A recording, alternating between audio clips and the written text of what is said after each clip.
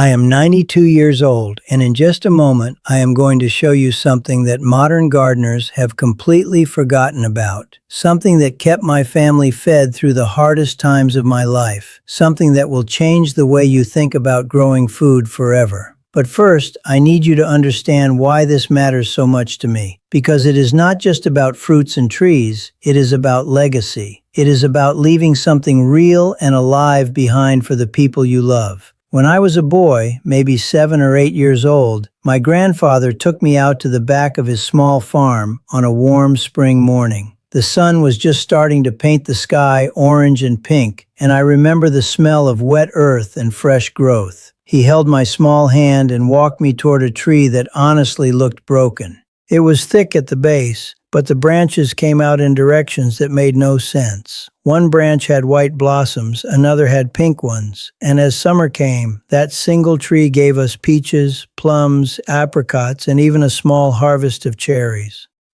I asked my grandfather, "How can one tree be so many different trees?"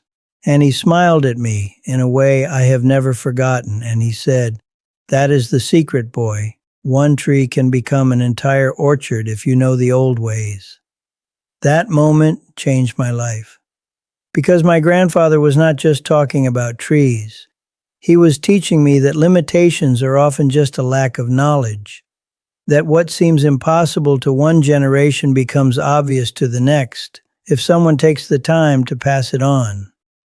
He was showing me that with patience, precision, and the right technique, you can create abundance from scarcity. And 70 years later, sitting here in my garden with 3 different multi-fruit trees in full bloom around me, I realized that my grandfather trusted me with something precious. And now at 92, I understand that trust was a responsibility to keep it alive. The method we are talking about today is called the whip and tongue graft, and it is almost completely gone from modern agriculture. You will not find it in most gardening books anymore. Nurseries do not teach it because it takes time, it takes precision, and it cannot be automated by machinery. Instead, they have settled for easier methods, faster methods, cheaper methods. But here is what nobody tells you. Those easier methods create weak bonds. They create trees that fail in hard seasons. They create a generation of gardeners who think you need 5 different trees to have 5 different fruits. They create dependence on massive commercial operations when self-sufficiency is actually possible in your own backyard. I have spent the last 7 decades perfecting this technique. I have made every mistake possible, learned from failure, adjusted and refined. And I am standing here today with a living tree beside me that has 5 distinct stone fruits growing from one single trunk, not some experimental monster, not a tree that looks wrong or unnatural, just a beautiful, healthy, productive tree that looks at first glance like it should be impossible. But it is not impossible. It is just forgotten knowledge waiting to come back. The reason the whip and tongue method works so much better than modern alternatives comes down to geometry and vascular biology. When you graft 2 pieces of wood together, what you are really doing is creating a surgical join between 2 living vascular systems. The cambium layer, which is the thin green tissue just under the bark, needs to make direct contact with another cambium layer. When they touch, they actually fuse together. They become one continuous system, carrying nutrients and water up and down from the roots through both pieces of wood. But here is the critical part. The amount of surface area that touches makes an enormous difference in how strong that bond becomes and how quickly it heals. Modern tea budding creates contact, yes, but it is a limited contact. You are fitting a small shield of bark under the bark of the rootstock, and while it works, it creates a narrow connection point. The whip and tongue technique creates something radically different. You carve a long, angled cut on both the scion, which is the piece you are grafting on, and the rootstock, which is the base tree. Then you make a second cut, a tongue cut, that interlocks with a matching tongue cut on the other piece. When you join them together, you have contact along the entire length of that long diagonal cut, plus the tongue cuts lock them together like an actual puzzle. This creates 3 times more surface area, sometimes more, for that vascular bond to form. And that extra surface area means a stronger union that heals faster and holds stronger through stress. I want you to imagine you are holding 2 pieces of expensive wood carved to specifications that took me 30 years to fully understand. The angle of that first cut needs to be about 20 degrees, not 25, not 15. 20 degrees creates the right amount of contact without being so extreme that the 2 pieces cannot actually meet properly. Your knife, and I cannot stress this enough, must be sharper than sharp. I use a carbon steel grafting knife that I have maintained and honed since 1967. The edge needs to be so fine that when you cut through the cambium layer, the cells are cleanly separated, not crushed. Crushed cells will not fuse properly. They will form scar tissue instead of a vascular bond. The timing for gathering your scions, which are the shoots you will graft, is absolutely critical. You need to cut them in late winter or very early spring, when the tree is still dormant.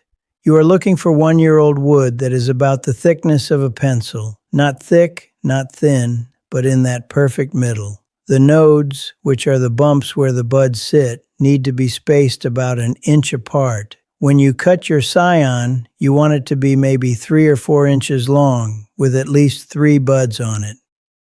You seal the cut end with a grafting wax, something I have made myself for 50 years. And you can store these scions in a cool place, even a refrigerator, until you are ready to graft. The rootstock, the tree you are grafting into, should be young, healthy, and ideally only a few years old. The best results come when the rootstock and scion are of similar thickness. You are not grafting a pencil-thin scion onto a branch the size of your arm. That creates imbalance. The tree will try to compensate, and you will end up with weak connections that might fail years later. You want to match in size as close as you can manage. Now, the actual carving process is where the magic happens, and this is where patience becomes your greatest tool. You are going to hold that dormant scion in your hand, and you are going to make one long, smooth cut at that 20-degree angle. This cut needs to be about 1.5 inches long, and it needs to create a smooth surface that shows the green cambium layer underneath the outer bark. You do not rush this. You do not make multiple cuts and hope they average out to the right angle. You make one cut smooth and deliberate, and you let the knife do the work. Then you are going to make your tongue cut. About 1/4 inch down from the tip of that angled cut, you are going to make another small cut that runs perpendicular to the first cut, creating a small tongue of wood that sticks out. This tongue is what creates the interlocking mechanism that holds everything in place before the tissues even begin to fuse. Then you take that rootstock branch, and you make the exact same cuts in reverse. The same 20-degree angle, the same long, smooth cut, the same tongue cut positioned to match the scion's tongue. You are creating mirror images, 2 pieces carved to fit together like they were always meant to be one.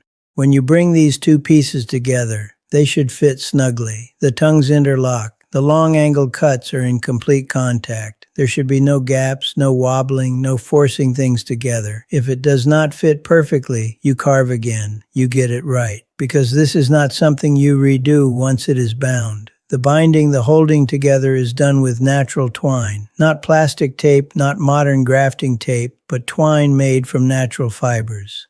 I have used cotton, I have used jute, and most recently I have used plant-based twine that biodegrades over time. You wrap this twine around the join point tight enough to hold everything stable, but not so tight that you cut into the bark. The twine needs to hold things still while the tissues fuse, and then it needs to eventually break down and fall away on its own as the tree heals and strengthens. Some people ask me about sealing the graft, and this is where traditional methods meet modern understanding. I coat the join point with a natural grafting wax mixed with beeswax. This serves multiple purposes. It keeps water out, prevents infection, and maintains the right humidity around the healing tissues. but it also needs to breathe. It cannot be airtight and plastic-based, or you will suffocate the cells you are trying to help. The beeswax allows the tree to breathe while protecting it. This is the same material used for grafting for hundreds of years, and there is a reason it has lasted so long. The next 6 weeks are when everything is decided. The scion and rootstock are beginning the process of fusing together at the cellular level. You need to keep the graft protected from direct sun, which means light shade or afternoon shade if possible. You need to keep it moist, but not waterlogged. And you need to resist the urge to check on it constantly. I see so many people unwrap their grafts to see if it is working, and every time you unwrap it, you interrupt the healing process. After about 6 weeks, if the graft is successful, you will start to see the tiniest bit of new growth at the buds on that scion. This is the moment when you know it worked. The vascular system has fused. The scion is now drawing nutrients and water from the rootstock. What was 2 pieces of wood is now actually one living system. Now here is where most people think they are done, and that is where most people fail. You cannot just let this new growth run wild. The scion will start growing, often vigorously, and the rootstock will still have all of its original branches below the graft point. If you do not prune carefully, the rootstock branches will outcompete the scion. They have years of development, established vascular systems, all the resources. That young scion will struggle and potentially fail. So starting just after the graft take, you need to begin pruning away the branches on the rootstock. Not all at once, because that shocks the tree, but gradually, branch by branch, you remove the old growth below the graft point. This forces the tree's resources upward into that new scion. Over the course of a season or 2, you have effectively retrained the entire tree to grow from that new point onward. When you're grafting multiple scions onto one tree, creating a multi-fruit tree like my current project, the challenge becomes about balance and timing. I selected a young plum tree as my base rootstock because plums are vigorous and healthy, but I chose a variety that is not too dominant. Then, in early spring, I grafted peach scions on one side, apricot scions on another side, cherry scions on another, and additional plum varieties on the remaining space. I spaced the grafts around the trunk, roughly evenly distributed, so that as they grow, the tree develops a balanced structure. The other critical thing is selecting varieties that bloom at roughly the same time. If your peaches bloom in early spring and your plums bloom in late spring, you miss the window for cross-pollination. I selected heirloom varieties specifically because the old varieties were often bred to have overlapping bloom times. That knowledge is actually written into the varieties themselves, if you know how to read it. That is another gift from the old times that almost nobody understands anymore.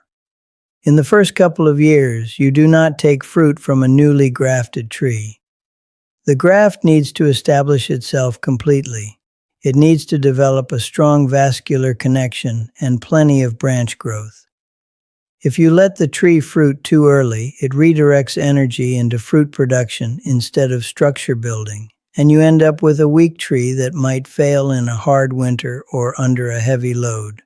But by year 3 or 4, if you have done everything right, you will have a tree that produces multiple types of fruit from a single trunk. And I cannot possibly describe to you what it feels like to walk out on an early summer morning to see peach blossoms, plum blossoms, and apricot blossoms all blooming on the same tree. To know that in a few months you will harvest 5 different fruits with completely different flavors and characteristics, all from the same soil, all from the roots of one tree.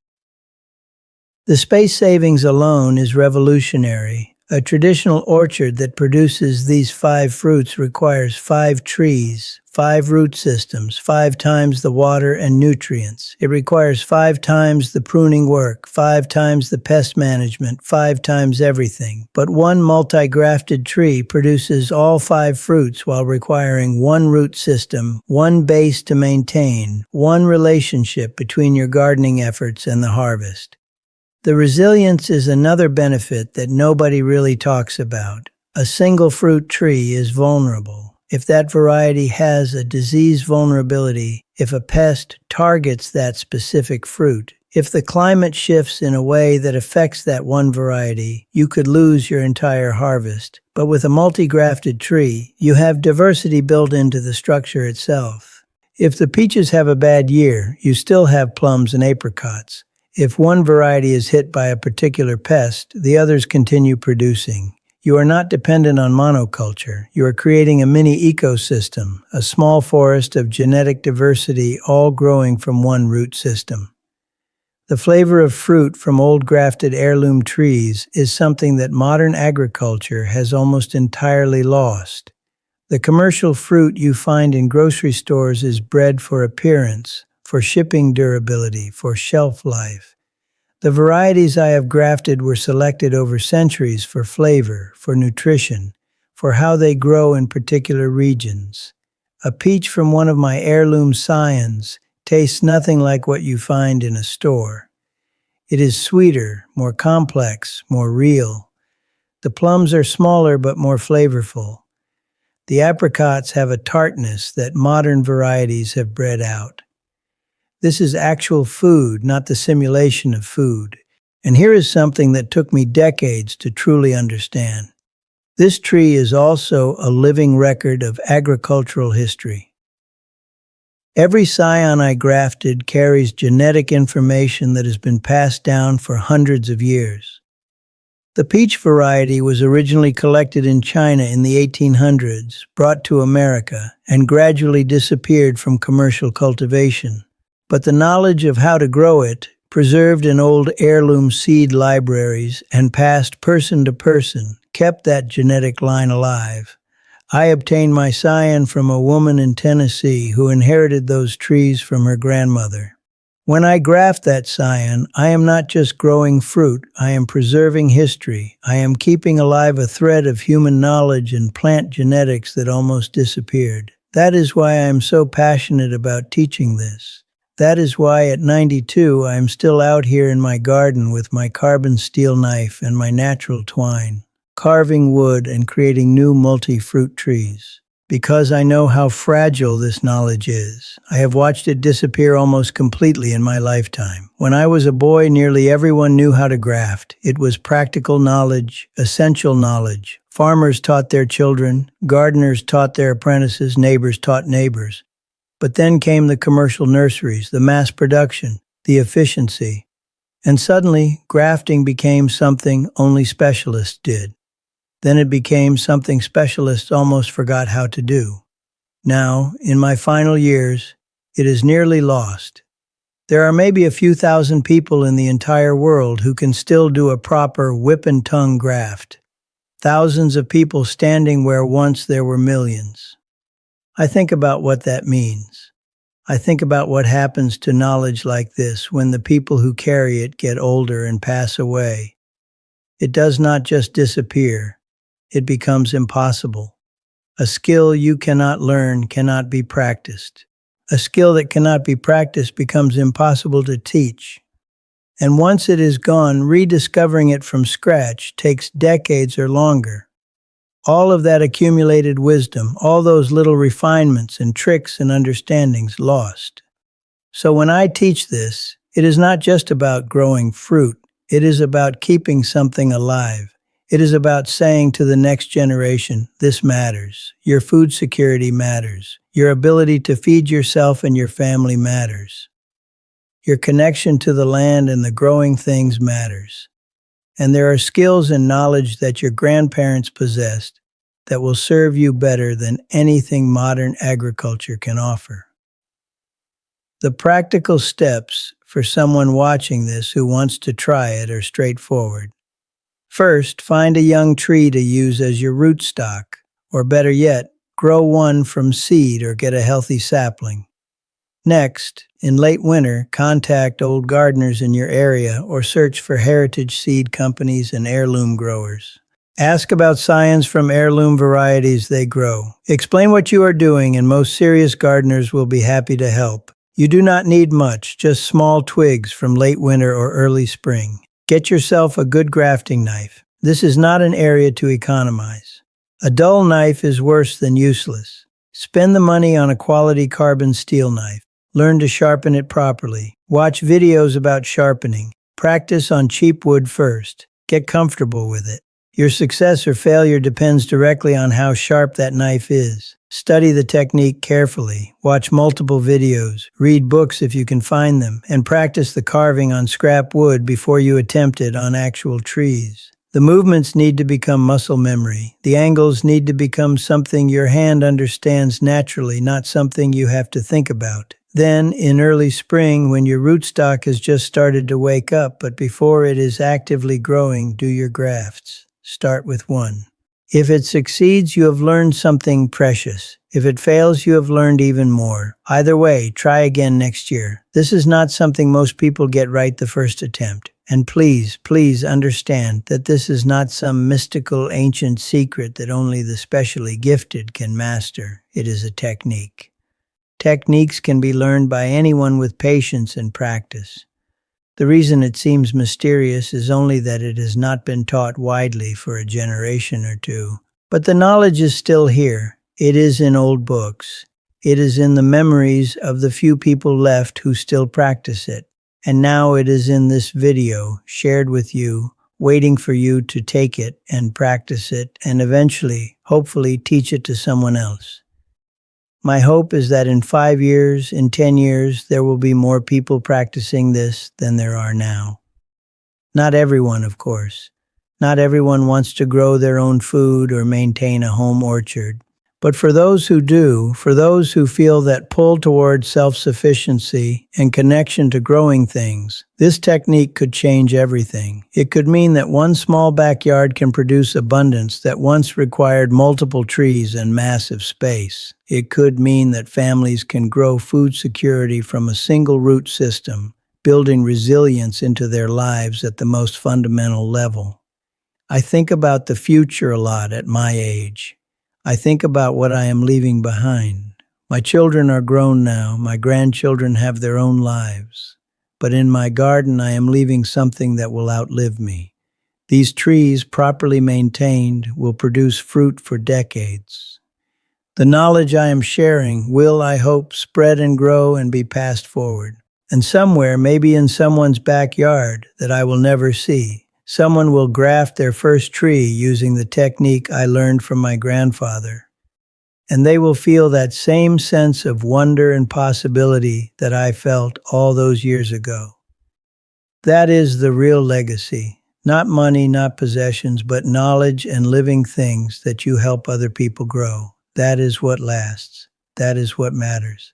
So I invite you, if this has touched something in you, to try it, to learn this forgotten technique, to graft a tree, to grow something with your own hands that will feed you and people you love for years to come.